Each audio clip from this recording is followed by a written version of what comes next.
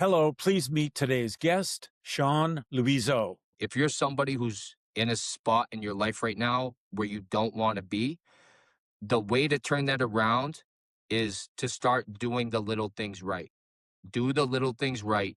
When you chase the money, you're always going to end up with a failure. What does it take to go from small town kid in Shrewsbury, Massachusetts, a kid not one Division I school would even look at, to standing in an NFL locker room staring at his own name on a locker? Today, I'm talking with Shawn Loiseau, a former NFL linebacker for the Houston Texans and Indianapolis Colts with $90,000 in student loans and turned himself into the number one tackling linebacker in the country. But that's just the warm-up. When the NFL ended, Shawn didn't stop. He built a nutrition store, launched a pandemic area gym equipment business out of the back of a pickup truck, moved into real estate, and is now the number one solar sales rep in the entire nation. This conversation is about pain tolerance, about turning being overlooked into fuel, and about what happens when you stop chasing money and start chasing purpose. Let's get into it. Okay, we're with Shawn. How are you this morning? I'm good. Thanks for having me. Okay, well, I am very excited. We have to start with the fact that you, Shawn Loiseau, was in the NFL for 3 years. That's a rare occurrence. Millions of people want to become NFL football players. There's only 32 teams, and they don't have that many people on each team. I don't know what the full roster is. 53 active. Yeah. So it's like 53. 3,000 people every year get to call themselves an NFL player. That's a pretty rare thing. And I know you could talk about your experience in the NFL for hours, but can you just sort of give us a sense of what achieving that rare occurrence was like back when, you were getting out of college? Yeah. So long story short, but every kid's dream when they're growing up is to play on TV and be a professional athlete. And growing up, I grew up in Shrewsbury, Massachusetts. I went to Shrewsbury Public High School. Nobody had ever made the NFL from that high school. I had never played a guy who went to the NFL. So for me, the dream of playing in the NFL, everybody else laughed at it. But I mean, I always kept it as something that was possible. My father was my biggest advocate, my biggest fan. I pretty much lived in the gym. When I got to high school, the dream started becoming more realistic. Junior and senior year, I pretty much dominated Central Massachusetts. I got named Massachusetts Player of the Year my senior year, but I didn't even get looked at to go Division One. Not one Division One school wanted me. So most guys who go to the NFL come from a Division One school, and they pretty much know they're going to be an NFL player at an early age because genetically you see these guys in the NFL and they're massive or they're just super strong.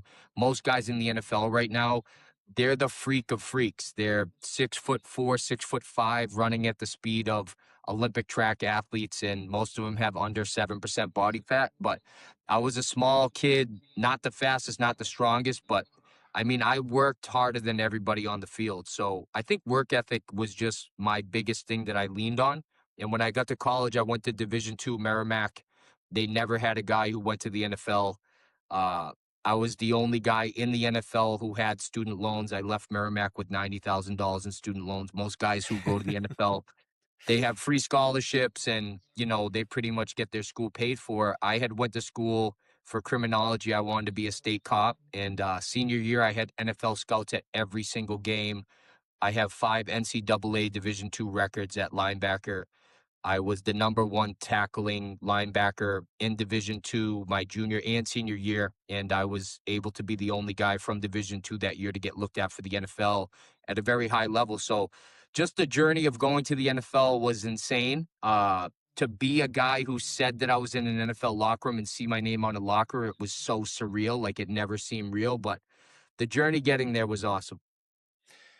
Okay, so you were a linebacker, and what I learned earlier from you is that one of your specialties was kickoffs, and so you're running down at full speed, and and you're hitting some guy, and I guess you actually did get a few concussions from that along the Yeah. way. Yeah, I definitely did. So they changed the rules in the NFL to protect players now. They're trying to lessen the opportunity for players to get concussions by shortening the amount of space they have to run down on kickoff. But when I played, it was a 60-yard full sprint, and you didn't know who was coming for you, but most of the guys that you were running down to hit, it was like a car accident every collision because guys are going full speed at each other, and the first thing that hits is usually head to head. So Okay, so let me show a picture of what you look like for the first team you played on. I'm going to show this picture of you on the Texans. Houston So, Texans. one thing to for everybody to note is that so far Sean's arms are just, normal clear skin. Okay, so that was 1 year on the Texans. So then you went to the Colts, which, of course, everybody in New England really doesn't like the Colts, right? No, they were our arch nemesis when they had Peyton Manning. Yeah, that's for sure. Um, I really was a nervous wreck every time we were playing against Peyton Manning. Always. Um, okay, so then you did something to your arms. Yep. Tattoos fully covered both arms. At that point, I was like, okay, I can get tattoos. I don't have to go into the real world, a 9 to 5 job. So I basically was like, hey, I'm going to be a professional athlete. And my father was not the biggest advocate of me doing tattoos on my arms, but And who are you standing next to? that's Andrew Luck. So he was the #1 draft pick the year I came out in the 2012 NFL draft. Probably one of the most smartest, humble, nicest guys I've ever met in my life. He was just a guy who did everything right. I'd come into the facility at 5 a.m. He'd be on literally an ice tub, hot tub, bath back and forth, reading a newspaper. He drove a Honda, guy with a $20 million signing bonus, and he acted like he had no money. He was just all football, but he was an incredible teammate. You were also friends with Adam Vinatieri, which fans of the Patriots will remember very fondly. Yeah, Vinatieri, I think everybody who is from New England and Indianapolis absolutely loves that guy. Gave us so many memories. When I showed up to the Colts locker room, he was the first guy that I was just like, holy smokes, man, like pinch me. Is this really Adam Vinatieri? And he heard my accent right away. And we started talking. He's like, are you from New England? I'm like, Vinny, I'm just going to tell you, man, as soon as we leave this conversation, I'm calling my father and telling him that I ate lunch with Adam Vinatieri. He's cracking up. I'm like, man, this is so cool. Like, he was just an awesome guy. He was awesome. We want to talk about how you transitioned out of the NFL and then you did a series of startups. But I want to know, uh, do you feel like the NFL in any way helped you get the basic things you needed in terms of leadership and drive and all of that? I mean, how did the NFL set you up to go do startups?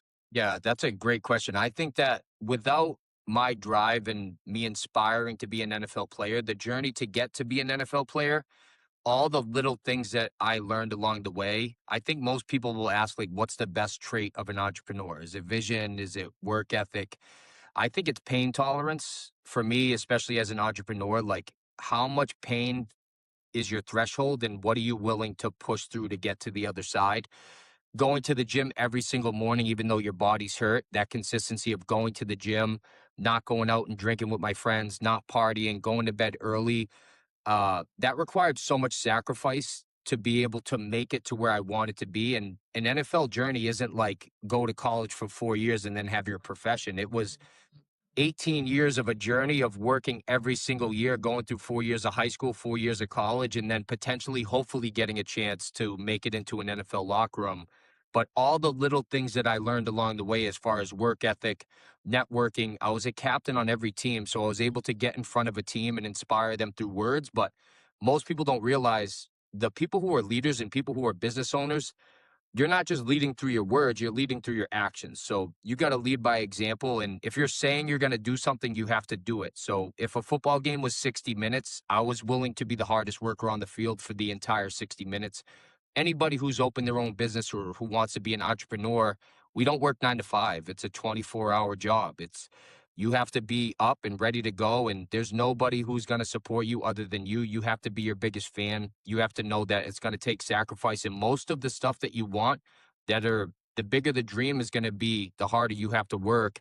And when I was able to make the NFL, I definitely used my leverage for advertising and the NFL emblem as a way to kind of get myself into doors and to sit into tables that I wouldn't have been able to get. So long story short, I opened up a nutrition store, but being an NFL player, the segue into being able to connect with owners of companies, like I was able to sit down with the owners of Metrex, the owners of BSN, the owners of massive supplement companies who wanted to get their product into an NFL locker room. And I was able to leverage social media and advertising to get products into networks. And I was able to get the contacts of all the owners of these companies. And while I was playing in the NFL, I would always make the joke like, hey, man, I should start my own store. Like, I don't have to go through a middleman. Like, I'm going direct to the owner. And everybody who owns a business, if you're in sales, you have a wholesale price and you have a retail price. So I was able to get my cost way lower than GNC, Vitamin Shop. Amazon wasn't around at the time, but I was able to sell products for 10 to 20% cheaper than everybody else.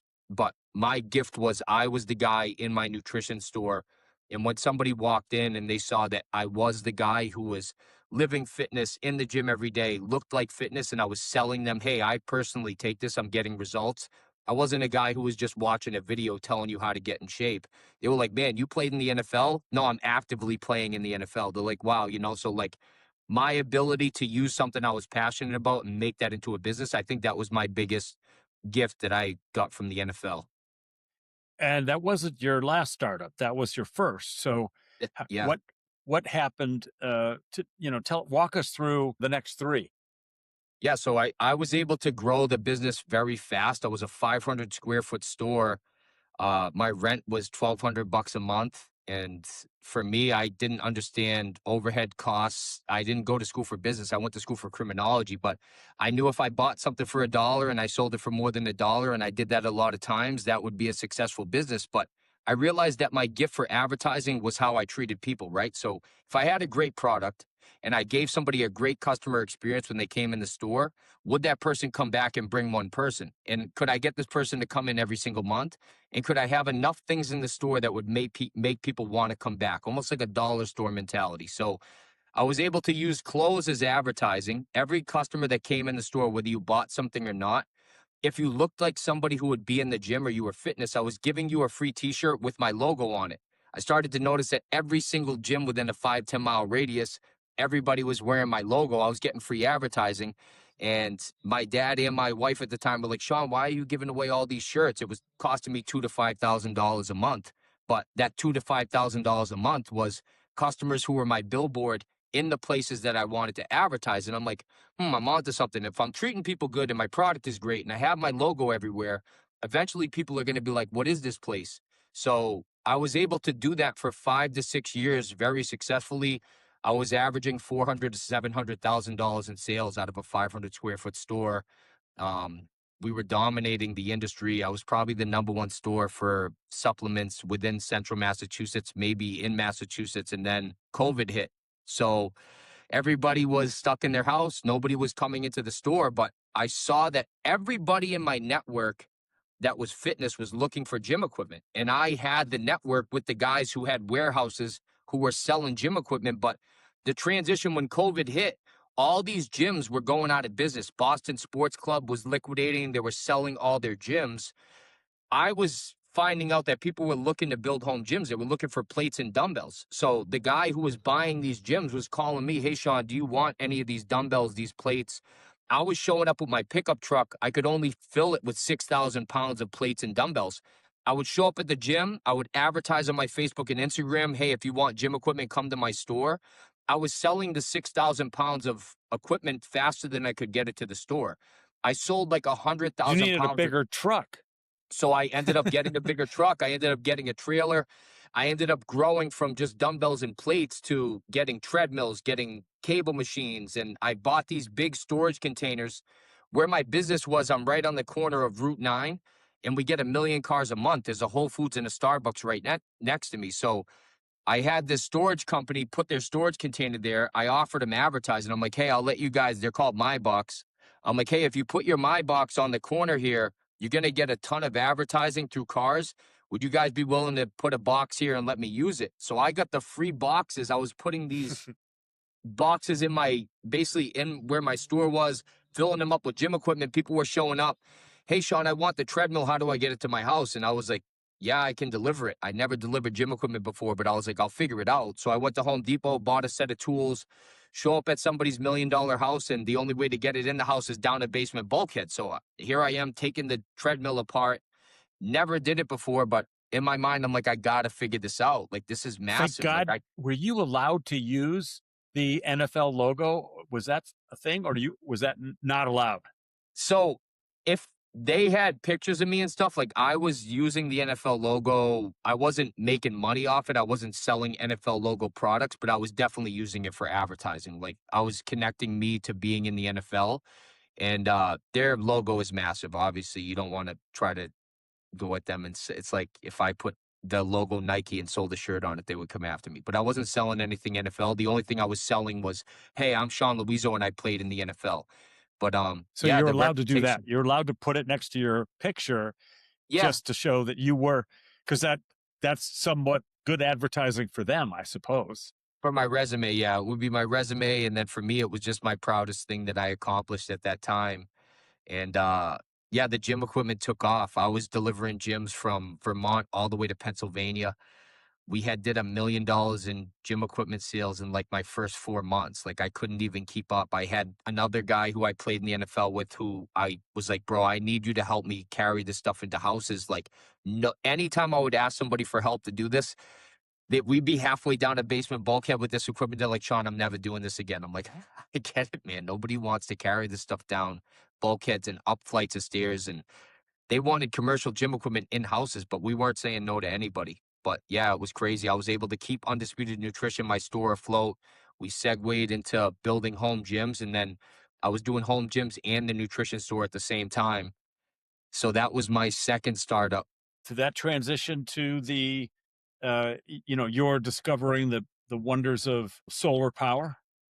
Yeah, so during the NFL, the smartest thing I did with my money that I made from pro football was me and my wife, we invested into properties. We have 5 investment properties in Worcester. And during COVID, again, we're doing upgrades to the houses. We had refinanced the homes. We locked in the interest rates at like a 2 to 3%, which was great. At the time, I didn't know what was going on. I didn't even know what a refinance was. It was my first time doing it, but probably one of the smartest decisions we made in real estate.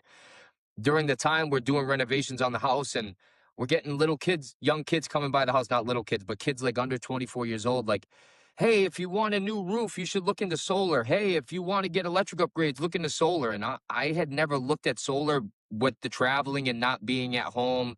And when I was in college, I lived on campus.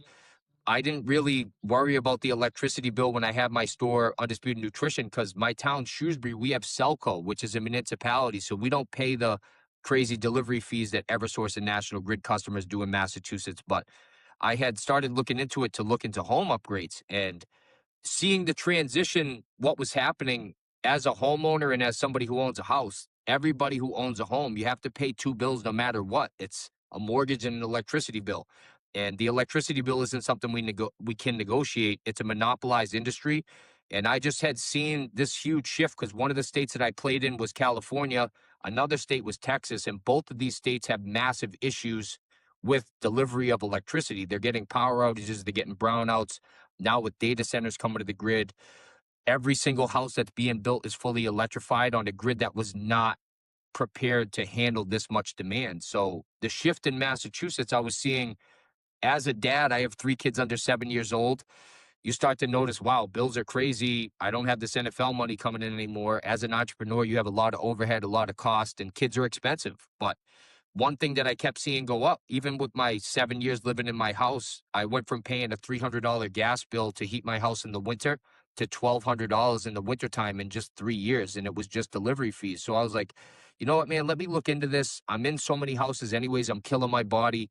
If I can do this on my investment property and I'm passionate about it, I'm definitely going to try to do it. So my first house that I did it on, I upgraded the house. I was like, this is amazing. Why doesn't everybody do this? And I was like, this is a business that I can control my time. I can be somebody to upgrade people's homes. I don't know how long this is going to be around or how long the program will be around, but I know Sunrun is the best company. And I know that I am going to do this on every property that I can get qualified. So I transitioned to Sunrun. I'm going into my third year. Going into my third year, I'm the number one sales rep in the entire country. Sunrun is publicly traded. We did $3 billion in sales last year. We're a top 1,000 company in the world, in the country. We're the only solar company that's in the top 1,000. The partnerships they're building are massive. The data centers are causing so much demand and stress on the grid that Sunrun is the only solar storage company that is going to be basically within this field that can keep up with what's happening. And just the transition of what's happening with the utility companies right now, it's just a really good opportunity to help homeowners save money on a bill they have to pay. But just for me, the opportunity to be able to help people, the job is chaos because our job literally requires us knocking doors or meeting people and trying to convince them that electricity is more expensive than it should be. And once people can really understand the way electricity works and how this bill works and how it's monopolized, it might not work out for everybody, but if it does work out and make sense for homeowners, this program is really good. So I basically went all in on Sunrun. I sold my nutrition store last year, and now I just do this full time. I ended up becoming a manager with Sunrun, and just forward thinking, I think that this is just something that the entire country needs as far as trying to help us with just clean energy. So it's been fun. Sorry for the interruption, but in addition to the podcast, you might also be interested in the online program I've created for startup founders called Who Says You Can't Start Up? In it, I have tried to capture everything I've learned in the course of founding and running 9 startups over 37 years. It's 4 courses, each one about 15 video lessons, plus over 130 downloadable resources across all 4 courses. Each course individually is only $375. The QR code will take you where you can learn more. Now, back to the podcast. So you're not an employee, and so you've got this, even though Sunrun is a huge company, uh, but you've got a little fiefdom that you're building that sort of feels like a startup. Uh, you're not, you're not really an employee, so you're on your own. You've got to hire people. You've got to do your own marketing. Like you said, you got to knock on doors. Am I saying that right? I mean, is it kind of like a startup? Yeah, so this job only gives you what you provide for yourself, and the way to provide for yourself as a Sunrun 1099 employee, because we're essentially contractors working for the largest solar company. Our job is to find homeowners that will qualify through Sunrun, and us as the contractor is, does this make sense for the home? What can I get this home for upgrades to incentivize the town, the utility to pick this home? And what would make Sunrun think that this customer is a good fit for them to invest a $60,000 to $80,000 solar system on this house? Sunrun, they have the best product. Not every house in Massachusetts makes sense. With the way that the sun works in Massachusetts, the summertime is the best because the sun stays out until 8 o'clock. So the goal is find houses that get sun all day. But if we get a house that has a lot of trees, me as the sunrun contractor, I have to use a tree company to pay to get the trees cut to get the house qualified. If we show up to a house and the roof isn't good, my job is, can I get enough panels on this house to get this house qualified to have the money to cover the budget to upgrade the roof to save the homeowner money? So when you're looking at homes, some people who do this job, they're very commission driven. They only want to help the houses that don't need any upgrades and don't need any help. But I use my business model that I had with my nutrition store and the gym equipment is, it's a volume game. If you treat somebody right and you give them a great experience, whatever we can fit for budget on the home, whatever that home needs for upgrades, it should be no cost for the homeowner. The sales rep should be doing the right thing, should be making sure we put the panels in the right spot. We have a good aesthetic design. We're listening to what the homeowner wants with the home, what upgrades the homeowner needs. And then worst case scenario, if it doesn't make sense, there should be no pressure for the homeowner. So I was able to use, hey, I have this on my house. Hey, these are the things that I've done for homes. And I was able to qualify last year 126 houses. I was the number one guy in all of Sunderland last year. Um, on average, I'm doing 20 to 40 houses every 3 months. And the houses that I'm helping, The goal is how many upgrades can I get this house, raise the value of the home, and give the homeowner a more stabilized, affordable electric bill. So for me, it's awesome. I just know that the transition, what's happening with Massachusetts, because I don't know who's going to listen to this if you're in other states, but Massachusetts in general, every house is getting a smart meter. Smart meter is able to do on peak and off peak rates. And once they activate the smart meter, they're going to be able to charge homes upwards of 70 cents a kilowatt during peak demand, like they do in California. The only homes that are going to be protected by this are homes with the solar. So I just know that this is a great thing.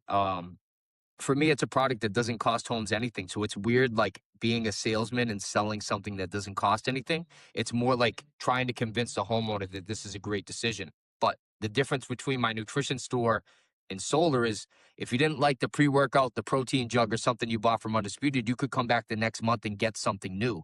If solar doesn't make sense for you, and you put solar on your house, that's there for 25 years. So it has to make sense.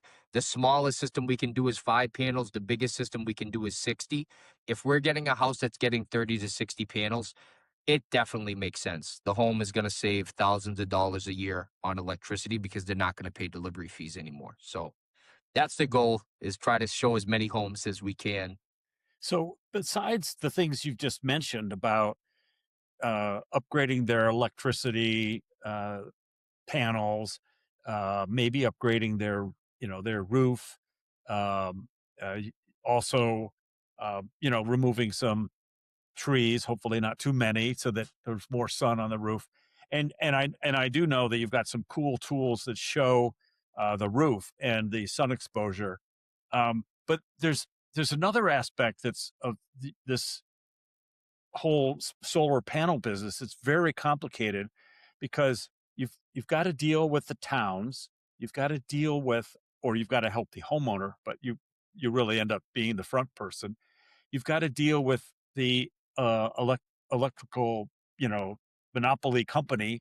Eversource is certainly what it is in our area. There are rules and regulations that keep changing at the federal level, at the state level. That's that's a lot to keep track of. Yeah, it is. Especially it's different state to state. So even as a Sunrun employee for myself, if you had a friend, a family member, somebody in Connecticut that wanted to look into solar, I could help them. But the Connecticut market is different than Massachusetts. If I had somebody in California I played football with, hey Sean, I want to get solar on my house. Anywhere that Sunrun operates, the sales rep, can help them try to upgrade their home. But you have to know what the federal rebates are, the state rebates are. The program is different in every state. Not every state offers a no-cost program. Some states we only allow you to buy the solar system. But for us and me, myself personally, 98% of people I sit down with are not buying this solar system because we're one state where the utility offers net metering. So not every state the utility will offer net metering, which is the utility is literally buying the power you produce, selling it to the neighbors, and giving you credit for it on your bill, which makes sense in Massachusetts because we're going to need to use that banked energy in the wintertime. But with Trump taking away the 30% rebate last year, Sunrun was able to navigate through that by using reserve money because they're backed by 13 trillion on the stock market, and they pre-purchased all the solar systems to lock in the tax credit, which basically was able to make us withstand Trump trying to diminish what's happening with solar. I don't know what his agenda is, but I just know that he is not pro solar. So solar has to happen, especially in a state like Mass. Texas is having a very hard time right now keeping up with the 50 data centers they just built. And there's a lot of states that have massive opportunities for homes to upgrade right now.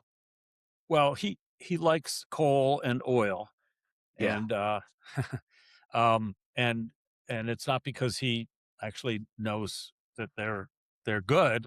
It's that he knows those are his friends, and they're rich. But you're it's not just that solar is uh, helps people save money. It's just it's good for the environment. Yeah, it is. You know. It definitely is. It's something that if people saw the way that electricity is made, it's not healthy for the environment. It's not clean energy. It's actually dirty energy. It's dirty for the environment. And the process of electricity, the way we're using it in Massachusetts right now, the technology is 100 years old. The power lines, the way they're set up, is not for the technology we need today. The reality is not everybody uses a flip phone. People use a smartphone. It took a little bit for people to realize, hey, this smartphone is the technology we need right now for our society. Almost every house will want to or have to transition to solar energy because once we start getting into the peak demand, the amount of money it's going to cost to buy it from the utility, or what happens if your power goes out, right? Like people don't realize there's some states where you lose power, and do you have a backup plan? Do you have a generator? Do you have capability of charging all the stuff in your house? Most people's homes are fully electrified. They're smart homes. Most people, I don't even know if they'd be able to live without their cell phone for a week, which is kind of scary. But I know you could because I know you talked about your background and the training you've done and the stuff you've done is definitely inspiring. So that's one of the big reasons why I wanted to come on here because I see a lot of the stuff you do and the wisdom that you share and the stuff that this channel does is you've done some pretty incredible stuff yourself. So Well, I want to switch to back to talking about you as well, because we all know that every person who does one startup, much less four, has, basically does it by having a lot of grit. But I can't think of something that requires even more grit than playing in the NFL. And you talk about how you were motivated really early, and you mentioned the role your dad played, uh but dig deep for us for a second and tell us where you think your grit has come from. yeah, so for me, the grit and the pain tolerance is just sometimes you don't realize what you have in life until it gets taken away. And some people think that like everything in your life, people really care. The reality is nobody cares. Like I learned at a very early age that if you were really good, people really wanted to see you fail. And I think people loved seeing me fail more than they liked seeing me succeed, which was weird. My mindset became very early that I wanted to have when somebody said my name, whether you liked me or didn't like me, you were going to say, wow, that kid works his ass off. So that was my MO. When I would walk into the gym, even when I was 14, 15, 16, 17 years old, I would find the guy in the gym that was working the hardest. I would set up right next to him. And my mindset the whole time was, I want to work so hard that this guy doesn't want to stand next to me anymore. When I would walk onto a football field, whether it was practice or a game, I would find the guy who was supposed to be the best player on the field. I would walk up to him right before the game, and I literally would say not the nicest things, but in like the nicest way, like, you're going to have to see me for the next 60 minutes. I'm going to be a nightmare for you. So I was able to have this split personality. It's psychotic to think about. I was able to put a football helmet on, or when I would go into the gym and put my earphones on, I would change my personality to this person that was not Shawn Loiseau. I was able to not have a pain tolerance. I didn't care what time it was. I didn't care if I was hungry. I didn't care if I was thirsty. I was pushing myself to how far can my body go without shutting down? And my body never shut down. And the farther I would push myself, the harder I would push myself. When I would be on the brink of, even when I was in like Houston, 105-degree heat, we're waking up at 6 a.m., having practice, going into the facility, watching the film for an hour and a half, back on the practice field during peak sun hours at midday during Houston. And I'm looking around saying to myself, like, dude, I'm going to quit. I'm going to die here. And I wouldn't die. And at the end of the day, you're saying to yourself, like, I just pushed my body to where I probably don't think I could have ever pushed it. And some people in their life never push their body to that point. And I think that if you can physically and mentally push yourself to certain states in your life, and you can do this through exercise or even like climbing, hiking a mountain, do little things that you push yourself where you look at the bottom of the mountain, from the bottom of the mountain, you look at the top and you're like, I don't think I can ever make it there. The reality is that's life, right? Like most people like to be at the bottom of the mountain. It's comfortable. Most people are hanging out there and negativity spreads so fast. To be the guy at the top when you're all the way by yourself, it's very hard to look around and be like, man, this was really hard to get up here. It's hard to share that story to get up there. But the climb to get there, the journey to get there, that's life, right? Like most people don't realize that until it's too late in life. Most kids who are my age, I'm 36 years old. The reality is most people who are 36 and under, they don't even have the money to buy a house. They're renting, right? They're in college debt. They're stuck in a gerbil wheel where they're working a 9-to-5 job. Then Friday and Saturday, they're going out and partying and drinking on the weekend. Then they wake up Monday with no money again, and they're doing the same thing year after year after year until they are able to break that process and be like, you know what, man, I'm going to do something that no one thinks I can do. And I had that at 14 years old. I'm going to work like an NFL player at 14 years old. So I'm hearing two things, Shawn. One is the work ethic, but the other sounds like from early on you had a chip on your shoulder that motivated you. For sure. And do you think that was because you're not? I mean, you're not small, by the way. I've met you in person. So when you say, "Yeah, well, I'm small," okay, relative to the 6'5" Right. monster, yes, you're smaller, but um, but the I mean, I swear that it sounds like, you know, it's the small town. It's coming from Massachusetts. It's something else. A set of things like that that sort of created this chip on your shoulder, and and the defense against it was the work ethic. But the source of the chip on your shoulder, I'm still kind of curious about. Yeah, I was all in my mind, I always felt like I was overlooked and I wasn't good enough. And there was always another guy who was being noticed and it wasn't me. And then the transition happened when we hit high school because the kids who were always a little bit better than me growing up before I was 14 and I started going to the gym, those kids who had it at an early age, they got comfortable. They didn't go to the gym at 14, 15, 16 years old. They were like, oh, I'm already the best. So when I was able to use the gym and I was able to work hard and those days were stacking up and the months were stacking up, and then I had them by a year and then I had them by 2 years, I was able to go in the gym. I was squatting 600 pounds by 17 years old. So I was just an absolute meat stick. I loved the gym. All I did was eat, sleep, and breathe the gym. I was going to the gym with school clothes on, anticipating getting out of the school and going right to the gym. So I think that was just me. I always looked at everybody like they were making fun of me and that, oh, Shawn's not going to make it. Get a real job. Shawn, what are you going to do when you go to college? Just be a cop. And then I was like, you know what? I'll study to be a cop. And if I don't make the NFL, I'll be a cop. And junior year, they were like, Shawn, you have a chance to go to the Well, NFL. And I was like, well, at least you thought through an alternative to the NFL because yeah. yeah, the guys that make it all the way to the NFL, but then they wash out quickly, but they've already spent all that money they thought they were going to get. That's Yeah. that's a sad situation, I It think. happens a lot. The percentage of guys who go to college and just breeze their way through with a BS degree and then they go to the NFL and they're cut the first couple weeks and never get another shot and they're back working at Radio Shack in their hometown. It's sad. Anything else you want to add? To I mean, you've given some great advice.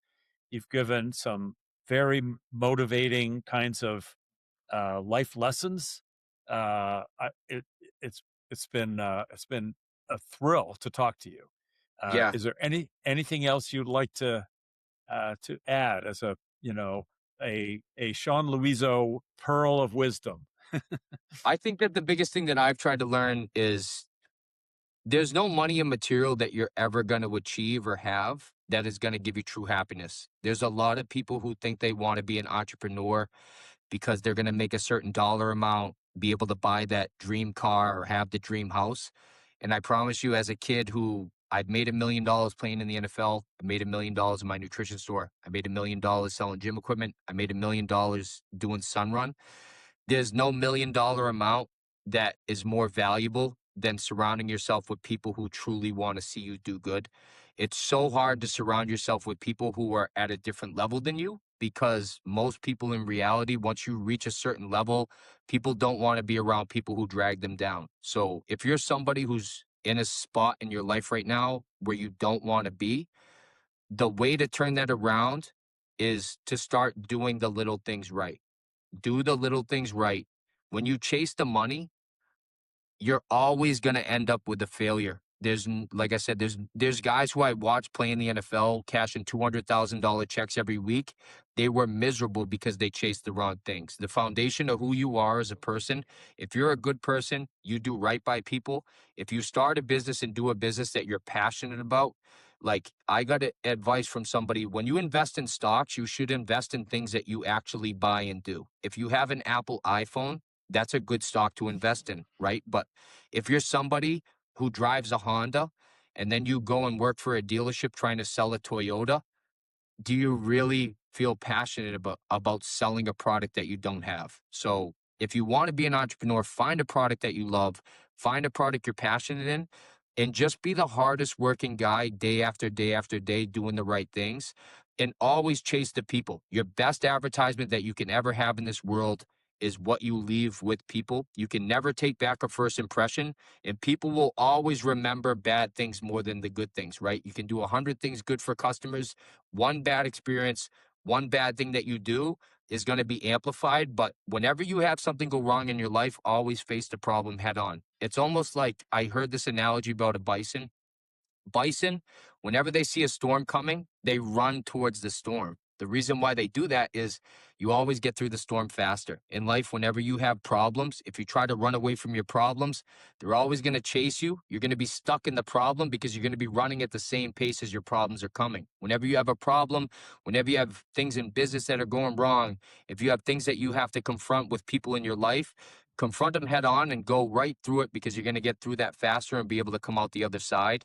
And I just feel like my best thing that I'm able to achieve in life is listening more. Obviously, you guys can tell I love to talk, but when I'm around people who are inspiring and they've done things that I want to learn, I would encourage you guys to ask questions.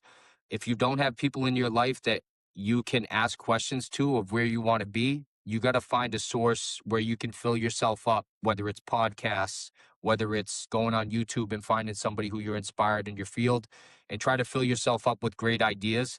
The more ideas you fill yourself up with, usually you start sharing that with other people. So I hope everybody has a great rest of your summer. And Jothy, thanks so much for having me on the podcast.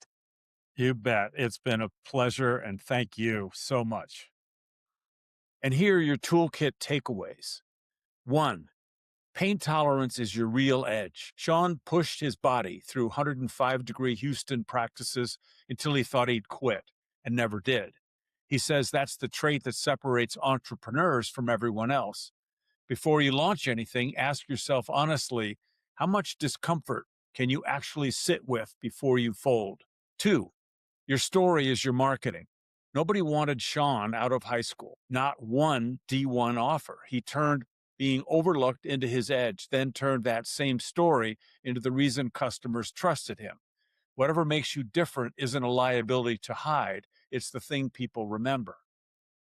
And 3, run towards the storm, not away from it.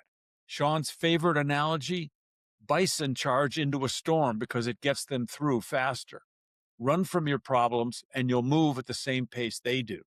The founders who confront trouble head on are the ones who come out the other side. Now go run straight at whatever storm you've been avoiding in your business.